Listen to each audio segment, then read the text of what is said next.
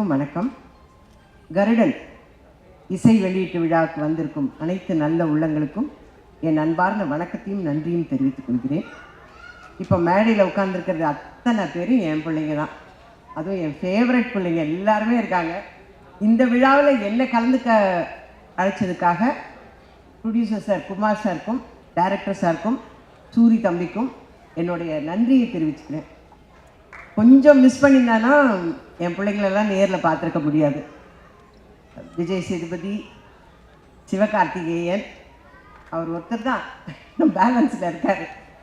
சிவகார்த்திகேயன், அப்புறம் Samuthirakani sir, Sasikumar sir, Soori sir. அதை விட சூரி சாரை ஒரு நல்ல ஹீரோ அப்படின்னு நமக்கு கண்டுபிடிச்சி கொடுத்த இயக்குனர், அவருக்கு இந்த நேரத்தில் நான் நன்றியை தெரிவிச்சுக்கிறேன்.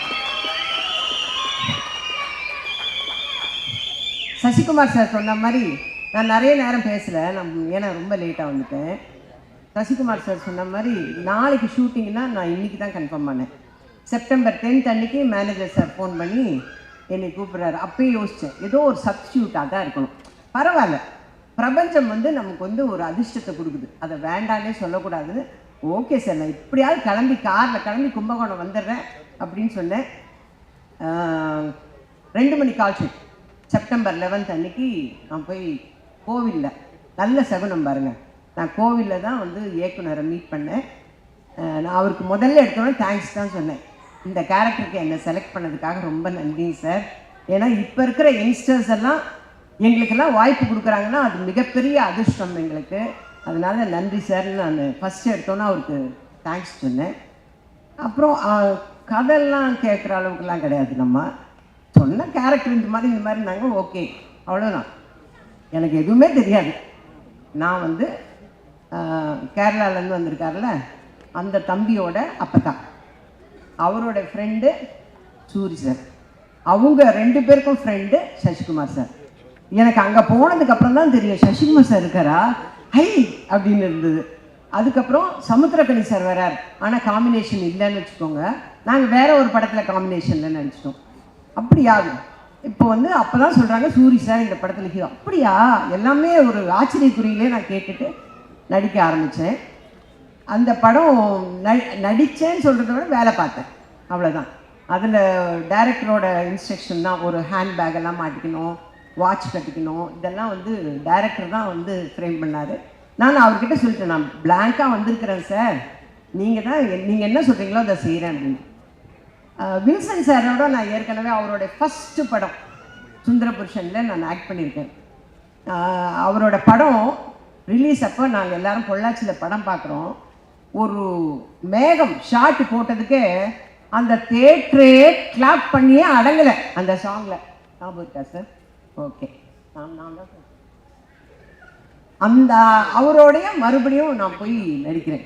நான் அவரை பார்த்தோன்னே சொல்லிட்டேன், ஓகே நோ மேக்கப். அப்பா, அங்கே ஒரு பெரிய ரிலீஃப். ஏன்னா மேக்கப் போட விட மாட்டார், லிப்ஸ்டிக் கூட போட விட மாட்டார். அந்த அளவுக்கு ஒருத்தருமே போடக்கூடாது. ஹீரோயின் போட்டு உட்கார்ந்தது அப்பயே நான் நினச்சேன், இதை தொடக்க சொல்ல போகிறாருன்னு. அதே மாதிரி தான் நடந்தது. ஆனால் ஸ்க்ரீனில் பாருங்கள் அவ்வளோ அழகாக இருக்கும் எல்லாமே. இந்த படம் நடிச்சிட்டு இருக்கும் போது ஒரு நாள் நான் விடுதலை படத்தை ஜீ தமிழில் பார்த்தேன். பார்த்தோன்னே நான் பார்த்துட்டே நீ என் வீட்டில் தான் பார்க்குறேன். நான் எந்திரிச்சு நின்றுட்டேன், இது சூர்யா, இது சூர்யா, இது அவ்வளோ ஆச்சரியமாக இருந்தது. ஏன்னா நான் அவர் கூட விரும்பலாம் பண்ணும்போது காமெடி தான், நிறைய படங்களும் பார்த்துருக்கேன். சூர்யா, நம்ம தப்பாக பார்க்குறோமோ அப்படின்னு சொல்லிட்டு கூட நான் கிட்ட போய் பார்க்குறேன். அவர் அந்த வாத்தியார் விஜய் சேதுபதியை பிடிச்சி கொடுக்கணுங்கிறதுக்காக இங்கேருந்து ஜம்ப் பண்ணுறாரு, அங்கேருந்து ஜம்ப் பண்ணுறாரு. எனக்கு ஆச்சரியமாக போச்சு. அடுத்த 2 நாள் கழித்து அவரை மீட் பண்ணோடனே நான் கட்டி பிடிச்சிக்கிட்டேன், எப்பா நீயாப்பா இப்படி பண்ண, எப்படிப்பா அந்த டைரக்டருக்கு தோணுச்சு, நீங்கள் ஒரு நல்ல ஹீரோவை வர முடியும், ஒரு கதைக்கு மெயினான கேரக்டர் நீங்கள் பண்ண முடியும், எப்படிப்பா அந்த டைரக்டருக்கு தோணுச்சுன்னு நான் திரும்ப அதே தான் கேட்டுட்டு இருந்தேன்.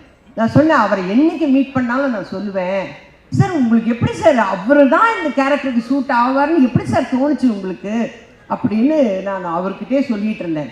அதே மாதிரி நடிக்கும் போது ஒரு குடிக்கிற சீன் மாதிரி ஏதோ ஒன்று வச்சுருந்தார் சார். அதில் நடிச்சிட்டு இருக்கும்போது சூரி சார் கொஞ்சம் காமெடி பண்ணால் கூட எனக்கு சூரி தெரிய வேணாம். ஏன் டைரக்டர் சூரி தெரிய வேணான்றாங்க? சூரியா தானே தெரிவார், ஏன் வேணாங்கிறாரு?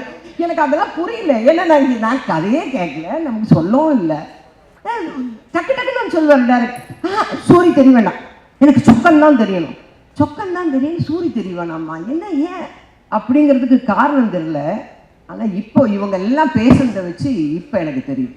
அதே மாதிரி ஃபைட்டு, நைட் எஃபெக்ட் ஃபைட்டு, மார்னிங்கெல்லாம் சீன் எடுத்துன்னு பாரு, அப்போயே பாவமாக இருக்கும். அவர் பாட்டுக்கு ஜாலியாக ஏதோ காமெடி பண்ணிட்டு அப்படியே ஓடி நின்றவரை புழிஞ்சிட்டாங்க, நல்லாவே புழிஞ்சாங்க. அது நல்லா தெரிஞ்சது எனக்கு, நல்லா புழிஞ்சு எடுத்துட்டாங்க. அதே மாதிரி சசிகுமார் சார் வரும்போதெல்லாம் எங்கள் வீட்டில் என் தங்கச்சி சொல்வாள், சசிகுமார் சார் படம்னா எனக்கு ரொம்ப பிடிக்கும்னு. அவள் எத்தனை தடவை போட்டாலும் உட்காந்து பார்ப்பாள். நான் சொல்லுவேன், இதை தான் போன வாரம் பார்த்தல, அதையே உட்காந்து. இல்லை எனக்கு அவரை பிடிக்கும். அதனால நான் சொன்னேன் ஃபோனில், இந்த மாதிரி சசிகுமார் சாரோட நடிக்கிறேன் அப்படின்னா, ஐயோ தயவு செஞ்சு அவரோட நின்று ஃபோட்டோ எடுத்துருவது. எனக்கு கூச்சமாக இருக்குது அவங்கக்கிட்ட போய் ஒரு ஃபோட்டோ எடுக்கணும் தம்பி, ஒரு ஃபோட்டோ எடுக்கணும் தம்பி, எப்படி நம்ம கேட்குறது அப்படின்னு. அப்புறம் சொல்லிட்டேன், என் தங்கச்சிக்கு உங்களை ரொம்ப பிடிக்கும், அதனால் உங்களோட ஒரு ஃபோட்டோ எடுக்கணும். அந்த ஷூட்டிங்கே வந்து நான் ரொம்ப ஜாலியாக இருந்தேன். எனக்கு கடைசி வரலாம் குமார் சார் தான் ப்ரொடியூசருங்கிறதே தெரியாதுங்க. டப்பிங் போகும்போது தான் எனக்கு தெரியும். எனக்கு டோட்டலாக கதையும் தெரியாது, யார் யார் நடிக்கிறாங்கன்னு தெரியாது, யார் டைரக்டரும் தெரியாது. செப்டம்பர் 10ஆம் தேதி லோகநாதன் சார் ஃபோன் பண்ணுறாரு, கன்ஃபார்ம் பண்ணுறாரு. 11ஆம் தேதி காலையில் புறப்பட்டு போகிறேன், 2 மணிக்கு நடிக்க ஆரம்பிச்சது தான் தெரியும் எனக்கு. டோட்டலாக எனக்கு எதுவுமே தெரியாது. ஆனால் ரொம்ப சந்தோஷமாக இருந்தேங்க, ரொம்ப. அதாவது என்னோட அசிஸ்டண்ட்டே சொல்லுவான், ஐயோ இந்த படம் சீக்கிரம் முடிஞ்சிச்சம்மா, இதுக்கு மேலெல்லாம் நம்மளை வச்சு வேலை வாங்க மாட்டாங்க அப்படின்னு சொல்லுவேன். அவ்வளோ சந்தோஷமாக ஒர்க் பண்ண படம் இது. ஆச்சரியக்குறியோடவே ஒர்க் பண்ண படம். ஏன்னா விடுதலை பார்த்ததுக்கப்புறம் இப்படி ஒரு ஹீரோ இருக்கார், இப்படி ஒரு கேரக்டர் ஆர்டிஸ்ட் இருக்கார் நமக்கு அப்படின்னு தெரிய வச்சது. அதே மாதிரி மலையாளத்துலேருந்து வந்த ஹீரோ இருக்கார் பாருங்க, டைரக்டர் சொன்னார் இல்லைங்களா, அவரை வந்து ஒரு வெறியோட தான் நடிப்பார். அது உண்மை. ஒரே ஷார்ட்டில் கிளைமேக்ஸ்க்கு முன்னாடி அப்படி வந்து பிடிக்கணும். ஃபர்ஸ்ட் டே பிடிக்கும்போது அப்படி லேசாக பிடிச்சாச்சு, அவ்வளோதான் பிடிப்பாருங்க. அடுத்து டேக்கப்பா அப்படி பிடிச்சாரு, அப்படி நின்றுச்சு, ஐயோ இந்த பையன் எப்படி பிடிக்கிறானே அப்படின்னு. அந்த அளவுக்கு ரொம்ப இன்வால்மெண்ட்டோட அவர் நடித்தார். ஹீரோயின்ஸோடலாம் அவ்வளோ காம்பினேஷன் இல்லை, பட் எல்லாருமே ரொம்ப அழகான ஹீரோயின்ஸு. ஏன்னா எங்கள் வில்சன் சார் கைப்பட்டாவே அப்புறம் அங்கே எப்படி இருக்கும் சார், அப்படி அவ்வளோ சூப்பராக எடுத்திருக்காங்க. நான் ரொம்ப சந்தோஷமாக நடித்த படம் இது. சமீப காலத்தில் நான் நடித்ததுலேயே ரொம்ப சந்தோஷப்பட்டு நடித்த படம் இது. அந்த மாதிரி விரைவில் நான் வந்து சிவகார்த்திகேயன் சாரோடவும் ரொம்ப சந்தோஷமாக ஒரு படம் நடிப்பேன்னு எதிர்பார்க்குறேன். இதோட எத்தனை தடவை தான் நான் இதை சொல்கிறதுனே தெரில. நானும் சொல்லி சொல்லி சொல்லி போப்பான ஆகிப்போச்சுங்க எனக்கு உண்மையிலேயே. இப்படியா சான்ஸ் கேட்குறது இல்லைன்னா நான் போய் அவங்க ப்ரொடக்ஷன்லேயாவது வேலை செய்ய போகிறேன் நான். ஏன்னா நாங்கள் வந்து இடம்பொருள் ஏவலில் வந்து 14 நாள் விஜய் சேதுபதியோட, ஐயோ அவ்வளோ ஸ்வீட்டுங்க அந்த பையனே சொல்லிக்கிறேன்ப்பா, பரவாயில்லையா? ஆமாம், அந்த பிள்ளை அவ்வளோ ஸ்வீட், அவ்வளோ நல்ல பிள்ளை. எல்லாருக்கும் சிக்கன் பிரியாணி வாங்கி கொடுத்தா எனக்கு மட்டும் மதுரையிலேருந்து மட்டன் பிரியாணி வாங்கி வர்றது. அதே மாதிரி தான் சூரி, அவங்க ஹோட்டல்லேருந்து கோலா உருண்டை, அது இதை சாப்பிட்டுலேருந்து சந்தோஷமாக இல்லாமல் எப்படி இருப்பேன் பின்ன. அந்த ஷூட்டிங்கில் சந்தோஷமாக இருந்ததுக்கு முக்கால்வாசி காரணம் சூரி சார் தான். மதுரையிலேருந்து சாப்பாடு எடுத்து வந்து தேனியில் கொடுப்பார். அந்த அளவுக்கு ரொம்ப எல்லாருமே சந்தோஷமாக வேலை செஞ்சுருக்குறோம் ஒரு ப்ராஜெக்டில் அப்படின்னாலே அந்த ப்ராஜெக்ட் வந்து எங்களுடைய பிளஸ்ஸிங்ஸ், எங்களுடைய சந்தோஷங்கள் அந்த ப்ராஜெக்டை நிச்சயமாக ஒரு வெற்றி ப்ராஜெக்டாக கொண்டு வரும். அதை மேலும் வெற்றி ஆக்குறது உங்கள் கையிலலாம் இருக்குது. இந்த அருமையான சந்தர்ப்பத்தை கொடுத்த அனைத்து நல்ல உள்ளங்களுக்கும் என்னோட அன்பார்ந்த நன்றியும் வணக்கத்தையும் தெரிவிச்சுக்கிறேன்.